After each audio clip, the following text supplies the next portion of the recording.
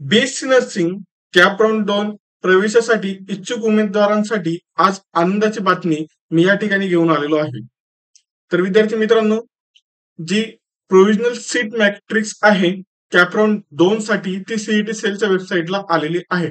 त्याचप्रमाणे अजून एक आनंदाची बातमी ती अशी की या ठिकाणी महाराष्ट्राचं 17वं गव्हर्नमेंट नर्सिंग कॉलेज महाराष्ट्राचं 17वं गव्हर्नमेंट नर्सिंग कॉलेज ऍड झालेलं आहे.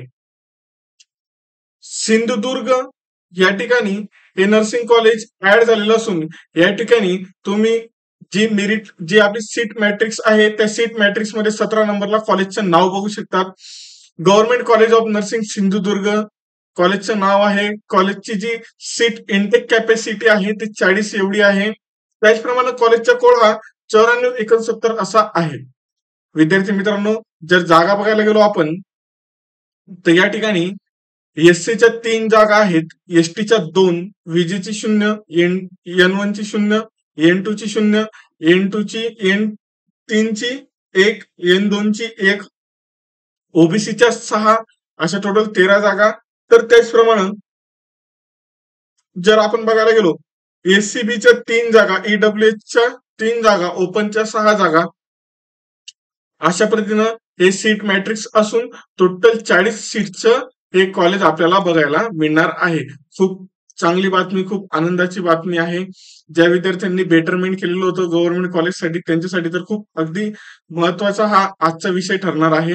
नवीन गव्हर्नमेंट नर्सिंग कॉलेज आलेलं आहे. या ठिकाणी तुमचा जो नंबर लागायचा चान्सेस आहेत गव्हर्नमेंट कॉलेजला तो आता वाढतच जात आहे. पूर्वी फक्त 16 कॉलेजेस होते. आता जे सेकंड राऊंड साठी तुम्ही प्रेफरन्स फॉर्म भरणार त्या सेकंड राऊंडच्या प्रेफरन्स फॉर्मला विद्यार्थी मित्रांनो तुम्हाला 17 कॉलेज फिल करता येतील गव्हर्नमेंटचे. त्याचप्रमाणे तुम्ही बघू शकता जरी पहिला राऊंड झाला तरी पहिल्या राऊंड मध्ये पण या ठिकाणी बघा तुम्ही आता जे सगळ्यात मोठं मेडिकल कॉलेज आहे जेचं मुंबईचं त्या मेडिकल कॉलेजला ओबीसीच्या 4 सीट वॅकेंट आहेत.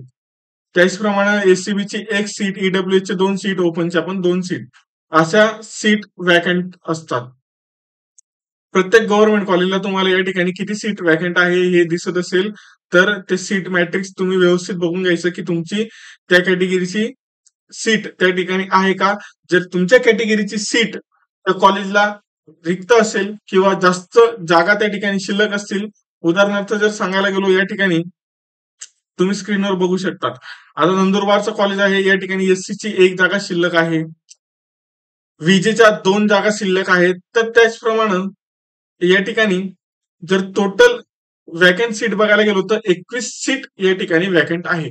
तर अशा पद्धतीची ही वॅकंट सीट मॅट्रिक्स आहे. जर टोटल बघायला गेलो आपण गव्हर्नमेंट कॉलेजला तर टोटल 1180 जागा गव्हर्नमेंट बीएससी नर्सिंगच्या कॉलेजला होत्या.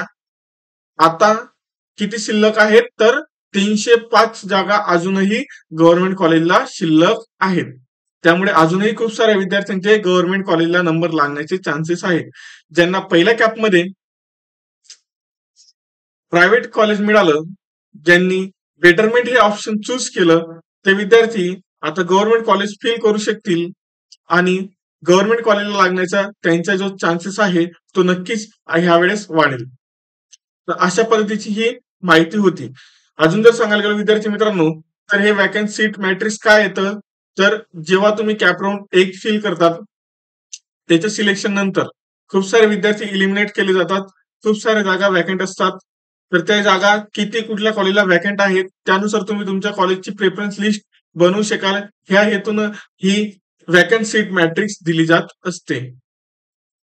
तर विद्यार्थी मित्रांनो तुम्ही व्यवस्थित ज्या विशिष्ट कॉलेजला तुम्हाला ऍडमिशन घ्यायचं आहे त्या विशिष्ट कॉलेजचे वॅकंट सीट बघा किती आहेत, तुमच्या कॅटेगरीची किती वॅकंट सीट आहेत. जर वॅकंट सीट चांगले असतील तर तुम्ही ते कॉलेज आवर्जून फिल करा. आणि कॅप राऊंड 2 साठी प्रेफरन्स लिस्ट कशी बनवायची ह्यावरती मी एक लवकरच व्हिडिओ बनवेल. तो व्हिडिओ पण तुम्ही आवर्जून बघा ही सर्वांना विनंती. आणि चॅनलला सबस्क्राईब करा जेणेकरून आपला ऑडियन्स जो आहे महाराष्ट्रातील नर्सिंगच्या विद्यार्थ्यांचा तो लवकरात लवकर वाढेल. डिस्क्रिप्शन बॉक्समध्ये मी व्हॉट्सअप चॅनलची लिंक दिलेली आहे. व्हॉट्सअप ग्रुप जॉईन करा जेणेकरून तुम्हाला फ्री काउन्सिलिंग अवेलेबल होईल. टिल देन विद्यार्थी मित्रांनो, टेक केअर.